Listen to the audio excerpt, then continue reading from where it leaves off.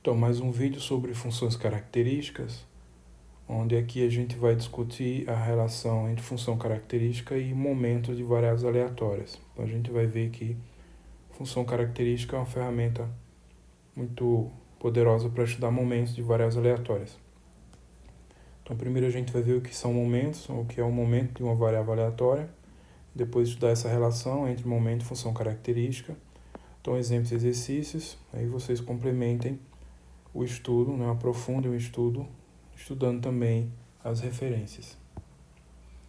Então, o que vem a ser momento de uma variável aleatória. Então, dado um inteiro positivo, então k é um número 1, 2, 3, etc., em uma variável aleatória x, então o momento de ordem k de x, ou o késimo momento de x, é por definição essa esperança aqui, caso ela exista, né? Caso seja definido isso. Isso aqui pode ser definido também para valores não inteiros, mas o foco aqui vão ser momentos de ordem inteira, tá? Mas eu posso falar do momento de ordem onde o k é um número que não é inteiro. Então é a esperança da potência da variável x, potência k.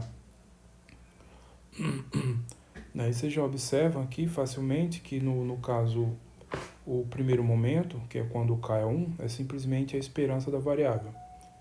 E o segundo momento, né, quando o k é 2, é outro que merece destaque. O segundo momento é a esperança de x ao quadrado. Então esses são, digamos assim, os primeiros momentos. Esses também são os mais importantes, a média e o segundo momento.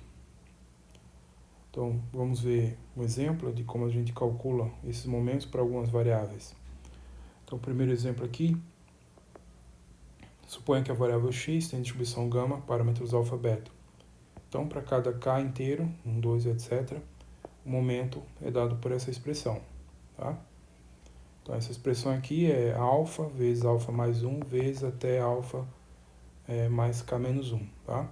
Então, esse aqui é um produto com k fatores, que vai...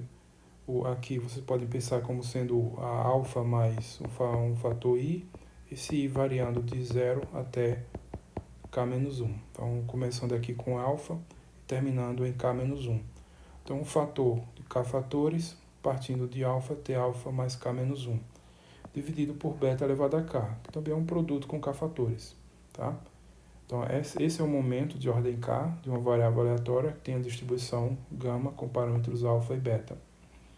Então, a gente vai fazer esse cálculo usando a definição, e aqui a gente vai usar como ferramenta para fazer esse cálculo a função gama e as propriedades da função gama.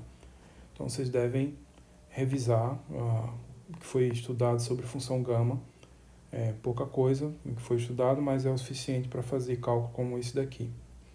Então, vamos provar isso.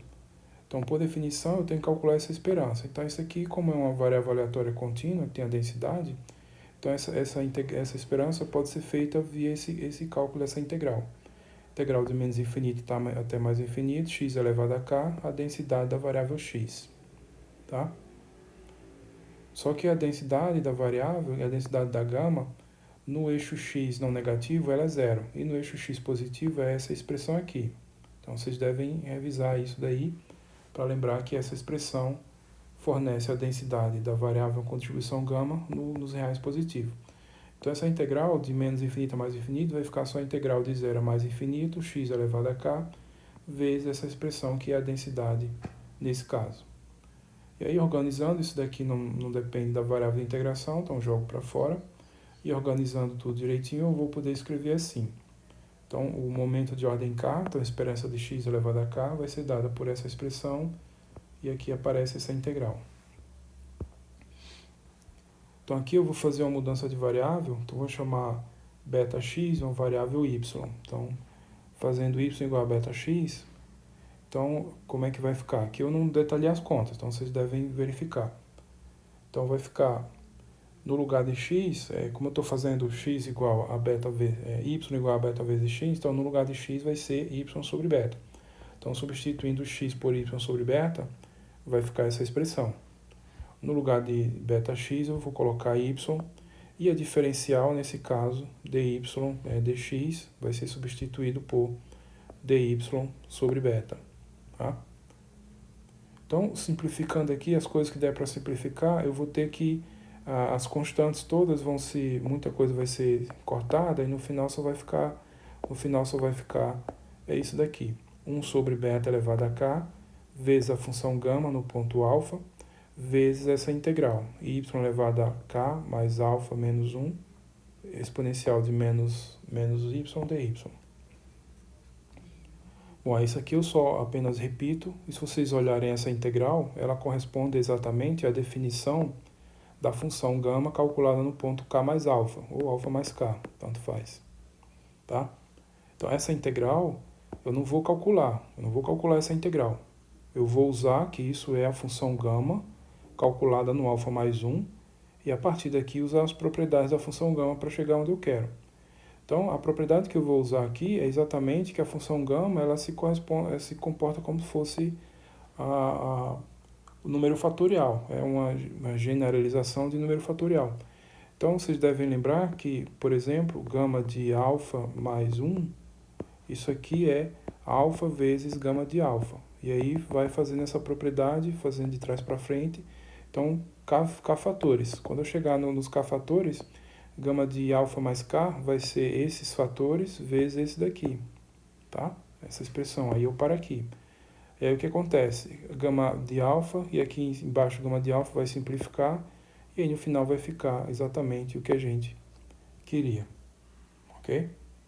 Então percebam aqui que eu não calculei essa integral, né, de uma forma direta. Eu usei que isso aqui representa a função gama nesse ponto alfa mais k, usei as propriedades da função gama, que são, nesse caso aqui, basicamente, que ela se comporta como a fatorial, né? Número fatorial, e aí depois simplificações para chegar aqui. Então, em particular, no primeiro momento, quando k é 1, eu vou ter simplesmente isso. Então, isso aqui é a esperança de uma variável com distribuição gama alfa sobre beta. Então, gama alfa beta. Então, a esperança é alfa sobre beta. E o segundo momento, esqueci aqui. O segundo momento é alfa vezes alfa mais 1 sobre beta ao quadrado. Então, no primeiro momento só tem o primeiro fator, no segundo momento tem esses dois fatores, tá? Então, esses dois exemplos aqui. Lembrando que a exponencial é um caso particular de uma gama, a gente tem essas relações aqui. O momento de ordem k da exponencial com parâmetro lambda é k fatorial sobre lambda elevado a k. O primeiro momento é 1 sobre lambda e o segundo momento 2 sobre lambda ao quadrado. Tá? Então isso é uma simples observação de que a exponencial corresponde exatamente a uma gama com parâmetro alfa igual a 1 e beta igual a lambda, que é a exponencial lambda. Então nessa fórmula geral você vai simplesmente substituir o beta por lambda, né? E o alfa por 1. Então, quando vocês fizerem isso, vai ter exatamente a relação k fatorial, tá? Substituindo aqui tudo vai dar k fatorial. Um outro exemplo, que também é caso particular da função gama, é aqui quadrado com n graus de liberdade. Então, x tem aqui quadrado com n graus de liberdade, distribuição aqui quadrado com n graus de liberdade. Então, o momento de ordem k é esse produto aqui. Aqui vão aparecer só n aos pares, ó, n menos 0, n menos 2, n menos 4, etc. até o último, que é n mais 2k menos 2. Tá? Em particular, o primeiro momento, que é x, a esperança de x igual a n. O segundo momento, que é n vezes n mais 2. De onde vem isso? Isso vem da observação de que aqui quadrado com n graus de liberdade corresponde a uma gama com alfa igual a n sobre 2, beta igual a meio. Então, nessa expressão aqui, vocês vão substituir alfa por n sobre 2 e beta por meio e simplificar o que der para simplificar, para vocês observarem que vão chegar nessa expressão. Tá? Então, a gente tem aqui o momento de ordem n da gama daqui quadrado com n graus de liberdade.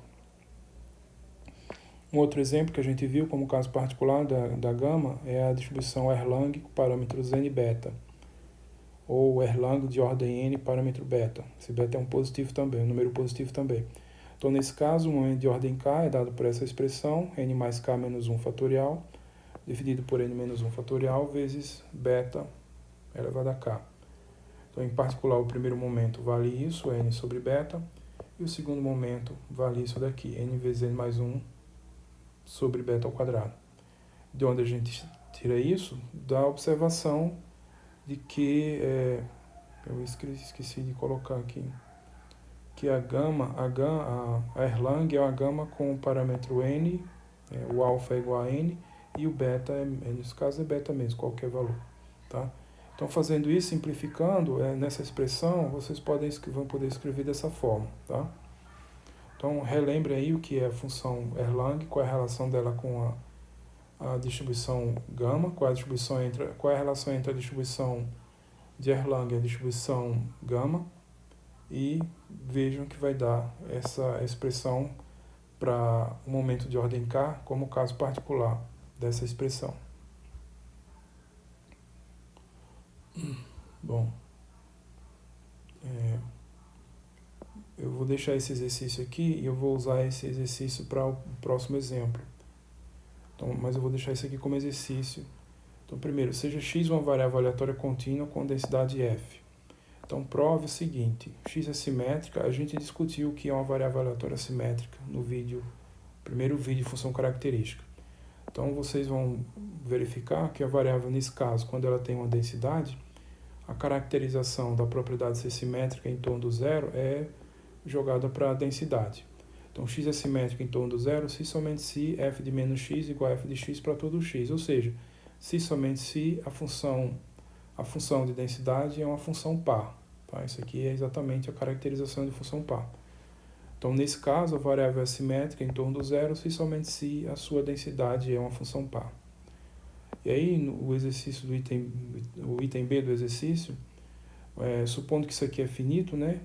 Supondo que isso aqui é finito, peço para vocês verificarem que nesse caso, quando a variável aleatória é simétrica, né, contínua, então a esperança, o momento de ordem k é zero, quando o k é um número ímpar. A esperança, né, o momento de ordem k é duas vezes essa integral aqui, quando o k é par. Tá? Então isso aqui, de novo, são propriedades de você calcular integrais em intervalos simétricos, no caso de função ímpar, e aqui no caso de função par. Então é um exercício, basicamente um exercício de cálculo, salvo essa parte aqui que envolve o conceito de variável aleatória simétrica, mas essas outras partes aqui são exercícios de cálculo, integração, funções ímpares, funções pares em intervalo simétrico. Aí eu vou usar esse daqui para o próximo exemplo. Então, seja x uma normal com parâmetro μ igual a zero, parâmetro sigma 2 qualquer. Então, o momento de ordem k vale zero quando k é ímpar. Então, se o k é um número ímpar, o momento de ordem k é um número par, é um número zero. E o momento de ordem k, se k é um número par, então se k é da forma 2n, né, n de 1 é infinito, quer dizer que k é um número par, então esse momento é dado por essa expressão. 2n fatorial, sigma elevado a 2n, dividido por 2 elevado a n, vezes n fatorial. Então vamos verificar essa relação usando esses itens desse exercício. Eu vou assumir aqui, tecnicamente teria que verificar que esses momentos são finitos, mas a gente vai assumir isso aqui. A verificação disso daí seria um exercício de verificação de convergência de integral. Quem quiser fazer como exercício de análise pode tentar fazer, mas para a gente aqui vamos assumir isso direto para encurtar o nosso trabalho. Então, primeiro, então, a densidade dessa variável, como é uma normal, μ é igual a zero e sigma 2, então a densidade dela é dada por essa expressão. 1 sobre sigma vezes raiz de 2π, exponencial de menos x2 sobre 2 sigma 2, para todo x real. Então, vocês observam claramente que isso aqui é uma função par. Então, isso aqui é uma função par.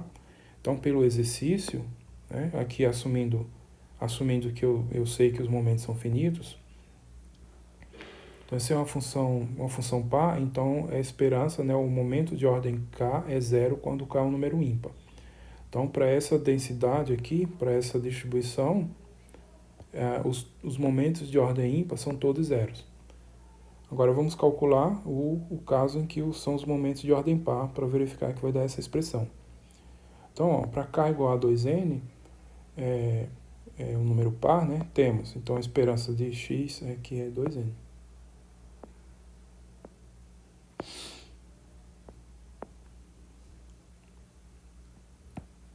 A esperança de x elevado a 2n, que é o momento de ordem 2n, é dado usando esse item b, né? Já simplificando isso, duas vezes a integral de 0 a infinito, x elevado a 2n vezes a densidade. E a densidade nesse caso é só essa expressão aqui, né? E esse valor. Então, substituindo, eu vou ficar com o cálculo dessa integral. Então, 2 sobre 2 vezes 2 sobre sigma raiz de 2π, integral de 0 a infinito, x elevado a 2n, vezes essa exponencial. Agora eu vou fazer uma mudança, essa expressão que aparece aqui, eu vou fazer uma mudança, vou chamar isso aqui de u. Então, fazendo essa mudança, u igual a x2 sobre 2 sigma 2, a gente vai ter que a esperança de x elevado a 2k vai ser o quê? Bom, aqui eu não detalhei, tá? Mas eu estou fazendo as mudanças. Então, por exemplo, u igual a isso daqui. Então, onde eu extraio, que eu tenho x ao quadrado, eu tenho x ao quadrado elevado a n. Então, daqui eu tiro a expressão x ao quadrado para substituir aqui, tá? Simplifico o que der para simplificar e eu vou chegar nessa expressão. Então, algumas coisas que vão aparecer constantes vão ser jogadas para fora. E aí, no final, eu vou ficar simplesmente com essa integral de 0 a infinito, u elevado a 2n mais 1 dividido por 2, menos 1, vezes a exponencial de menos u, que é exatamente isso daqui é u, e a relação entre a diferencial de u e a diferencial de x, vocês tiram e vão reescrever essa fórmula, essa integral dessa maneira, com as constantes que vão aparecer aí convenientemente. Eu não detalhei isso aqui, obviamente, a razão pela qual eu não detalhei é simplesmente que eu não quero gastar tempo nem para escrever, nem para escrever isso, nem para gravar vídeo fazendo esses detalhes, quando eu acredito fortemente que vocês têm condições de preencher essa lacuna aí nos estudos individuais aí de cada um, escrevendo nas suas anotações os detalhes. Então, não simplesmente vejam e aceitem. Vocês têm que verificar as contas, têm que fazer as contas para verificar. Então, essa passagem aqui não acho que seja tão óbvia. Você passar daqui para cá, não acho que seja tão óbvio. Então, as contas precisam ser detalhadas. Eu não detalhei simplesmente para economizar no meu tempo aqui de escrita e de gravação também. Bom, então, esse fator aqui eu só repito. E aí eu observo mais uma vez que essa integral corresponde exatamente à definição da função gama calculada nesse ponto. Então, a função gama é sempre gama de alfa, é integral alfa menos 1. Então, isso aqui é o alfa. Tá? Por isso que eu deixei esse menos 1 aqui. Então, essa integral corresponde exatamente à definição da função gama calculada no ponto 2n mais 1 sobre 2. Então, esse é o alfa que eu vou usar. Tá? Aí aqui eu vou escrever um fato sobre a função gama, né, no caso calculando aqui, que pode ser verificado em um exercício de indução, né, uma verificação por indução. Então, sabendo que a função gama no ponto 2n mais 1 sobre 2, ela é dada por essa expressão, como é que a gente faz isso? Por indução. Na verdade aqui, a partir do zero, mas eu não estou tomando zero, mas é bom colocar o zero aqui. Tá? Porque gama, vocês devem revisar as propriedades da função gama. Então, por exemplo, a gente tem o valor da função gama no ponto meio, que corresponde a n igual a zero. Então, a gama no ponto meio, vocês devem observar, se eu não me engano, é raiz de π. Tá? Então, raiz de π. Então, a gente comentou sobre isso. Tá? Inclusive, devo ter deixado como exercício vocês fazerem esse cálculo. Então, quando n for zero, eu tenho esse valor aqui, que é essa expressão aqui, quando n é zero. Quando n é 1, eu vou ter 3 sobre 2, que eu posso escrever como sendo gama de meio mais 1. E aí eu uso a propriedade da função gama. Então isso aqui é meio vezes gama de meio. Gama de meio eu sei e substituo. E assim eu vou fazendo. E aí por indução facilmente eu chego nessa expressão aqui, tá? Então fica como exercício vocês verificarem usando as propriedades da função gama, obviamente, as propriedades básicas que a gente estudou. Nenhuma propriedade sofisticada da função gama. Então, usando essas propriedades e verificação por indução, a gente tem essa relação. Então, no lugar de gama 2n mais 1 sobre 2, eu vou escrever essa relação. E aí o momento de ordem 2n vai ficar esse fator que eu já tinha, vezes essa expressão. Então, simplificando tudo, eu vou ter exatamente que a esperança de x elevado a 2n é dada por essa expressão, que é isso aqui, tá? Então, os momentos de ordem ímpares dessa variável aleatória, que é a normal, média mi, sigma 2, todos valem zero, e os de ordem par valem essa expressão aqui. Bom, isso foram exemplos, o básico sobre momentos, né, que a gente precisa aqui, vai precisar, alguns exemplos, e agora a gente vai ver exatamente qual é a relação entre função característica e momentos de variáveis aleatórias. Para isso, eu vou só escrever esse lema aqui, que eu vou precisar para verificação do resultado. Então, para cada n variando de zero até número inteiro de zero a infinito, e x real, eu tenho essa estimativa aqui. Então, isso aqui é a exponencial complexa, menos esse somatório, tá? Então, o módulo disso aqui é um número complexo, o módulo desse número complexo é menor que ou igual o mínimo entre esses dois valores, tá? O mínimo entre duas vezes o módulo de x elevado a n sobre n fatorial, módulo de x elevado a n mais 1 sobre n mais 1 fatorial. A verificação disso não é que seja uma coisa difícil, mas que são questões realmente de trabalhar com funções complexas. Aqui, no caso, isso aqui é um polinômio de Taylor da função exponencial aqui, polinômio de Taylor de grau 1. A função exponencial, ela tem uma série, a expansão em série de Taylor em torno do zero, ou expansão em série de Maclaurin, que é simplesmente isso daqui. Eu vou usar isso, inclusive. É dado por isso daqui. Tá?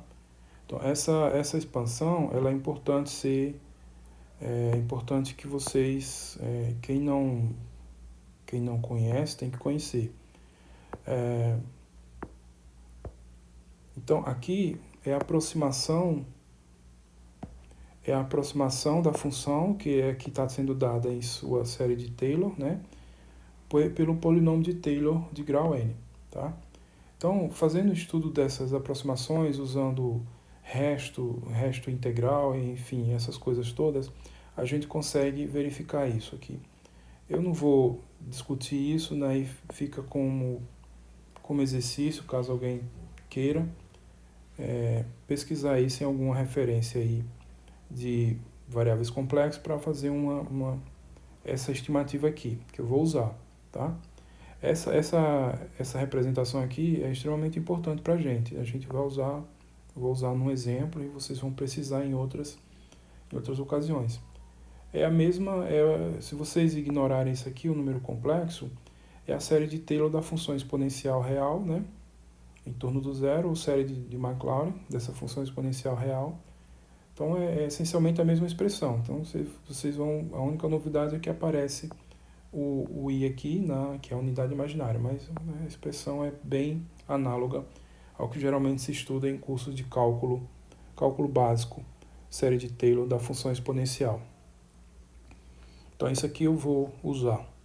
Vou usar especificamente com dois valores de n igual a 0 e n igual a 1. Bom, então esse é o teorema que me interessa, fornece a relação entre momentos e função característica. Então, seja x uma variável aleatória com função característica, estou abreviando, a variável x tem função característica φ, e suponha que para cada n maior ou igual a 1, essa esperança aqui do módulo de x elevado a n é finita. Então, aqui, a gente chama aqui momento absoluto, mas isso não é relevante, não. é o momento do valor absoluto da variável aleatória, também chamado de momento absoluto. Simplesmente a esperança do módulo de x elevado a n é finito. Suponha que isso aqui é válido. Então, para cada k de 1 até n, a derivada de ordem k da função característica existe e vale isso daqui, ó. Então, essa derivada de ordem k no ponto t, ela é i elevado a k vezes a esperança de x elevado a k vezes a exponencial i vezes t vezes x. Isso para todo t real. Então, eu tenho primeiro a questão que a função vai ser derivável e eu tenho a fórmula para a sua derivada em cada ponto t. A situação mais interessante é quando eu faço t igual a zero. Quando eu faço t igual a zero, isso aqui vai ficar 1. O exponencial de zero é 1. E aí só fica aqui a exponencial x elevado a k. Então, em particular, a derivada de ordem k no zero, ela é dada por isso daqui. I elevado a k, esperança de x elevado a k. Aí aqui é o momento de ordem k. Aqui é o momento de ordem k. Então, aqui é uma relação entre a função característica e o momento de ordem k. Então, eu posso... Se eu conheço o momento de ordem k, eu posso calcular essa derivada, ou vice-versa, né? Se eu conheço a derivada de ordem k no zero, eu calculo o momento através dessa relação.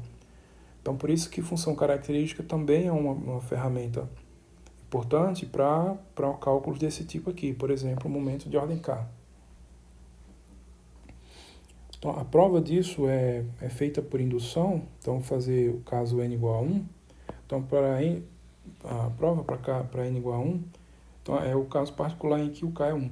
Então vou provar que a derivada de ordem 1 no t é a unidade imaginária i vezes a esperança de x vezes a exponencial de i vezes t, para todo t. Então, para isso, para cada t real e para cada h positivo, então eu vou fazer isso daqui. Isso aqui é o quociente de Newton. Então, naturalmente, eu vou precisar verificar que uma derivada existe, né, e que obter a expressão dessa derivada. Então, eu vou trabalhar com a definição. Então, é o quociente de Newton. Isso aqui é o quociente de Newton. E esse quociente de Newton, o candidato a ser a derivada é essa função aqui, essa expressão. Então, ela que está aparecendo aqui.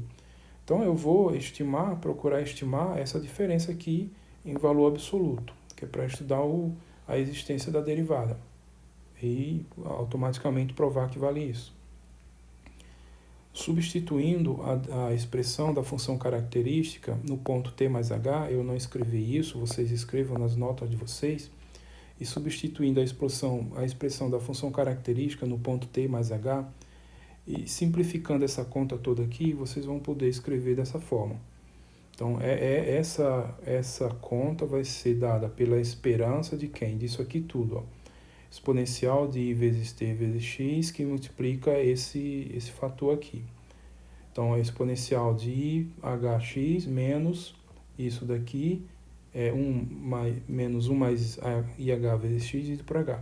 De onde vem isso? Vem do que eu comentei. Usar a expressão da definição da função característica no ponto t mais h, que é a esperança de itx mais it mais h vezes x, a definição da função característica no ponto t, que é exatamente isso aqui. Simplifico essa expressão aqui, o que der para simplificar, usando as propriedades de esperança, e vou chegar nessa relação. Tá? E aí agora eu vou estudar esse valor aqui, porque esse valor aqui é o que eu vou estudar quando h tende a zero. Então, que eu vou estudar esse quociente de Newton, né, para estudar a derivada, naturalmente vou fazer h tender a zero. Então, eu vou estudar o comportamento dessa expressão com h tendendo a zero. Então, para isso, eu vou estudar o módulo. E aí que vai entrar o lema. Então, desse lema, com o n igual a 2, vamos voltar aqui no lema. Então, nesse lema pegando n igual a 2, não, n igual a 1, eu tenho que aqui vai ficar o quê? Exponencial de menos i, só trocando o x pela variável aleatória. Exponencial de menos x. E aqui só vão ficar o fator k igual a 0 e os termos k igual a 0 e k igual a 1. Então, k igual a 0 vai dar 1, k igual a 1 é x, né? Simplesmente isso. Então, é isso que está aqui. Então, do lema, ó, essa expressão aqui, e vai ser dividido por h, né? Aqui no lema não aparece o h, mas no denominador, só a parte de cima. Então, essa parte do denominador é o que eu preciso do lema aqui com n igual a 1, tá? Então, o lema diz que o módulo disso daqui é menor que ou igual ao mínimo desses dois valores. Em particular, é menor que ou igual a esse valor aqui, ó, com n igual a 1, que é quem? Módulo de x ao quadrado sobre 2. 2 fatorial, que é 2. Então, ó, do lema, esse módulo vai ficar isso daqui. H vezes x, módulo de x ao quadrado sobre 2. Eu vou substituir aqui no lema o h vezes x. Ó. Então, no lema, eu estou pegando h vezes x. Então, aqui vai ficar módulo h ao quadrado, módulo de x. Só que como está dividido por h, vai simplificar um desses h e fica só isso daqui. Tá? E aí eu vou fazer esse h tender a zero. Então, esse módulo aqui tende a zero quando h vai para zero. Essa expressão aqui, fazendo h tender a zero, ela claramente vai para zero. Tá? Então, o que a gente obteve é que o limite disso daqui é zero. Então, o limite dessa expressão, que é o que aparece aqui, ó, vai ser zero. Tá? Então, de novo, eu vou usar o teorema da convergência dominada. Então, eu preciso da convergência. A convergência eu já tenho. Então, a convergência aí é zero. Tá? O limite quando h vai para zero, disso que está aqui é zero. E também preciso de uma dominação, para usar o teorema da convergência dominada. Quem vai dar essa dominação, de novo, é o lema, a segunda parcela. Então, ó, também do lema, eu vou olhar agora essa segunda parcela, essa primeira parcela aqui. No caso, n é 1. Então, vai ficar simplesmente 2 vezes o módulo de x. Então, ó, esse módulo é menor que ou igual a 2 vezes x. E, por hipótese, a esperança de x é finita. A esperança do módulo de x é finita. Tá? A variável é integrável. É essa hipótese aqui. Tá? No caso, n igual a 1. Então, isso aqui é finito. Então, eu estou dominando essa... Isso aqui vocês podem ver como uma sequência de funções, né? Então, eu estou dominando essas funções dominando essas sequências de variáveis aleatórias por uma variável aleatória integrável. Então, pelo teorema da convergência dominada, monótono, escrevi monótono, teorema da convergência dominada, eu vou calcular esse limite, eu vou calcular o limite disso aqui quando h tende a zero, que corresponde a calcular o limite disso aqui quando h tende a zero. Aí eu vou passar o limite para dentro, porque aqui eu estou nas condições de poder aplicar o teorema da convergência dominada. Então, ó, limite de h tendendo a zero dessa expressão é igual ao limite quando h tende a zero dessa outra expressão, essa esperança aqui. E aí eu posso jogar aqui o limite para dentro da esperança. Isso aqui não depende de h, então fica o limite disso aqui. E o limite dessa esperança, o limite dessa sequência aqui é zero, como a gente observou. Portanto, isso aqui é zero. Então, a conclusão é que esse limite é zero. Então, se esse limite é zero,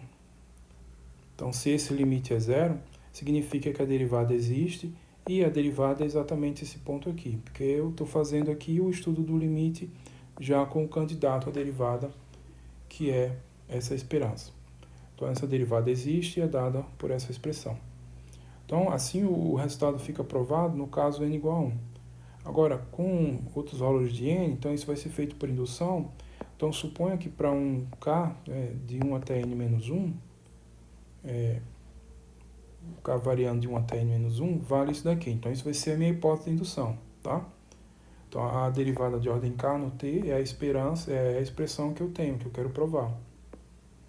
Então, estou supondo que é válido para um valor de k de 1 até n menos 1. Então, eu já sei que com k igual a 1 é verdadeiro, foi provado.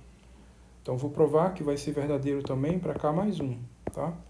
Então, aí, com isso, eu vou ter que vai ser válido para todos os valores, até chegar no n. Então, eu já sei que é verdadeiro para 1, então vai ser, se eu provar que é verdadeiro para k mais 1, vai ser para k igual a 2, para k igual a 3, assim até chegar o valor k igual a n menos 1, e aí, quando eu fizer k mais 1, vai dar n. E aí fica válido para todo valor k de 1 até n. Bom, suponha que vale isso. Então, o que a gente tem é o seguinte, agora eu vou calcular a derivada de ordem k mais 1, tá? Então, por definição, é esse limite aqui. De novo, a definição de derivada. O limite a derivada de ordem k mais 1 é o limite da derivada de ordem k, t mais h, menos derivada de ordem k no t, dividido por h. É o quociente de Newton da derivada de ordem k. Ok? Então, essa é a definição da derivada de ordem k mais 1. E aí eu vou de novo agora, eu vou usar a hipótese de indução. Então, a hipótese de indução eu posso usar para essas duas aqui. Então, a hipótese de indução diz que vale isso daqui. Então, eu vou substituir. Substituindo e fazendo as simplificações, tá? Eu omiti os passos daqui, mas vocês, naturalmente, podem verificar isso facilmente. Então, substituindo, né, isso daqui no ponto t mais h e no ponto t, e simplificando, eu chego nessa expressão. Então, a derivada de ordem k mais 1 no t é i elevado a k, limite quando h tende a zero, da esperança disso daqui. E aí eu vou estudar só o limite disso aqui, ó, quando h tende a zero. Tá? Isso aqui não envolve h, então só me interessa estudar esse limite aqui. Então, só que esse limite, quando h tende a zero, se vocês olharem isso daqui, é simplesmente a definição da derivada em relação a t da exponencial de itx. Então, isso é i vezes t vezes x, tá? No zero, tá aqui a definição no zero, né? Que é exponencial de 1 é zero. Então, esse limite aí é a definição da derivada em relação a t dessa expressão de tx, tá? No t igual a zero. T igual a zero. Isso vai ficar simplesmente i vezes x, tá? Então, esse limite aqui é simplesmente a derivada dessa função itx no zero, então dá isso daqui. Só que aqui eu estou trocando o x maiúsculo por x minúsculo, então aqui é variável aleatória. Então, esse limite é a derivada da função exponencial itx no zero, e aí fica só isso. Ok? Então, isso aqui não precisa fazer nada, é simplesmente observar aqui que esse limite é meramente a definição da derivada. Então, eu tenho que esse fator aqui converge para isso, tá? Converge para i vezes x. Tá? Agora, o lema, eu vou usar o lema com n igual a zero. Usando o lema com n igual a zero, essa estimativa aqui, então aqui só tem um termo, que é exponencial, aqui vai ficar i exponencial de x menos 1, simplesmente isso. É o n igual a zero. Então, exponencial de i vezes x menos 1 é menor que ou igual o mínimo entre esses dois valores aqui, com n igual a zero. Então, aqui fica só a constante 2, né? E aqui fica o valor módulo de x, simplesmente. Com n igual a zero vai ficar módulo de x, tá? Então, usando esse lema aí, no caso n igual a zero, eu tenho essa desigualdade aqui, tá? Dividindo por h, simplificando tudo, eu vou ter essa desigualdade. Então, o módulo dessa expressão que está aqui é dominado por isso daqui, por esse módulo. E aí, de novo, eu posso usar o teorema da convergência dominada, porque eu estou dizendo que isso aqui é dominado por uma variável aleatória, que é integrável, tá? É a hipótese. Então, a gente tem o seguinte, ó, eu vou poder aplicar o teorema da convergência dominada, então eu vou poder jogar esse limite aqui para dentro. Então, a derivada de ordem k mais 1 é isso aqui, né, que eu tinha escrito, agora eu vou só jogar o limite para dentro. Então, esses fatores não dependem do h, então fica só esperança, e esse fator aqui, quando h tende a zero, converge para, esse fator aqui converge para i vezes x. Então, juntando esse i vezes x com esse x elevado a k e com esse i elevado a k, vai dar exatamente isso daqui, i elevado a k mais 1, e aqui x elevado a k mais 1. E o resto só repito, tá? Então, é exatamente a expressão, no caso, k, substituindo k por k mais 1. Então, isso significa que por indução, então, por indução vale o resultado. Então, significa que por indução vale o resultado para todo k de 1 até n. Tá? A gente provou para k igual a 1, e aí provamos que se o valor k, com k variando de 1 até n menos 1 é válido, então, se para o valor k com k variando de 1 até n menos 1 é válido, então vale também para o valor k mais 1. Então, com isso vai valer para todos os valores de k aqui dentro. Tá? Então, fica provado aí o exercício, o teorema por indução. Bom, vamos ver um exemplo de como que a gente aplica esse resultado. Esse resultado aqui ele é bastante aplicado nessa situação, tá?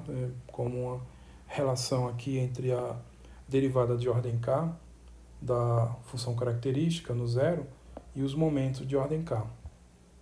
Então, ó, vamos ilustrar isso com um exemplo e vamos calcular novamente o momento de ordem k dessa variável que tem distribuição normal 0, sigma 2. Então, a gente já fez esse exemplo, foi o que eu fiz aqui, ó.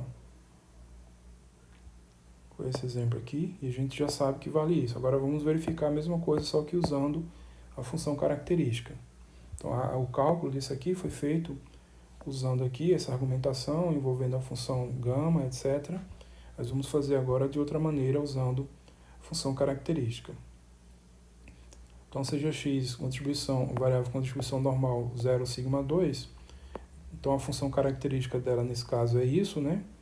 E aí eu vou usar a expansão em série de Taylor dessa exponencial, isso aqui é uma exponencial, em torno do zero, ou série de Maclaurin. Então, vocês devem lembrar disso.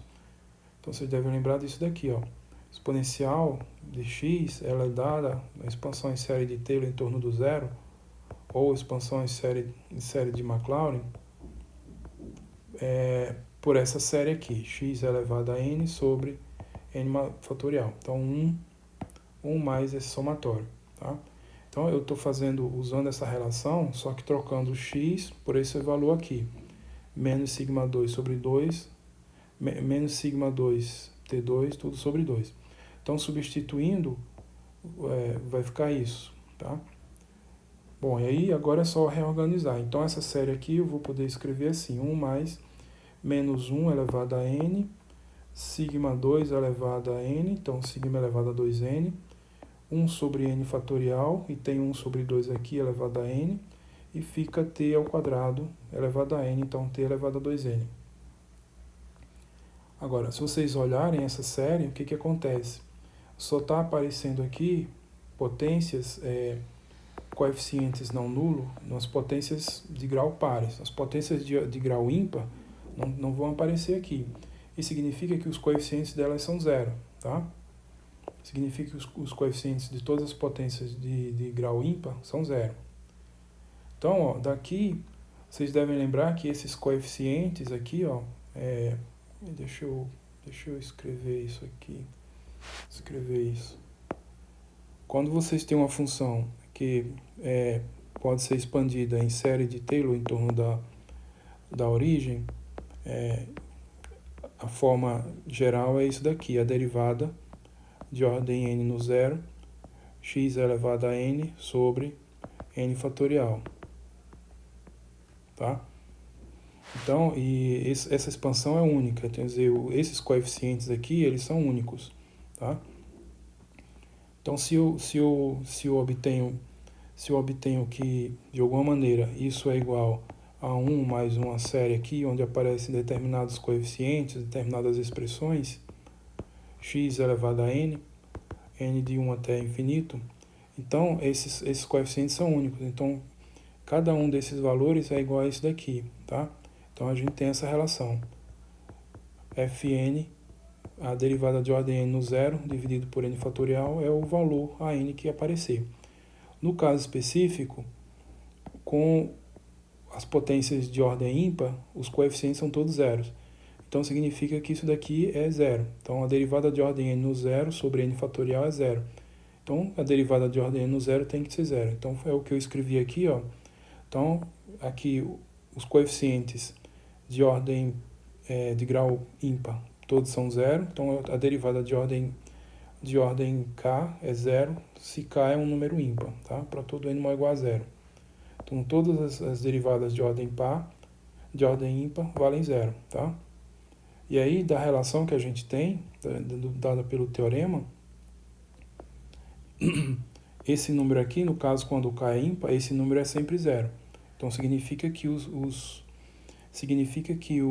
momentos de ordem ímpar, todos valem zero. Então, essa é a primeira observação.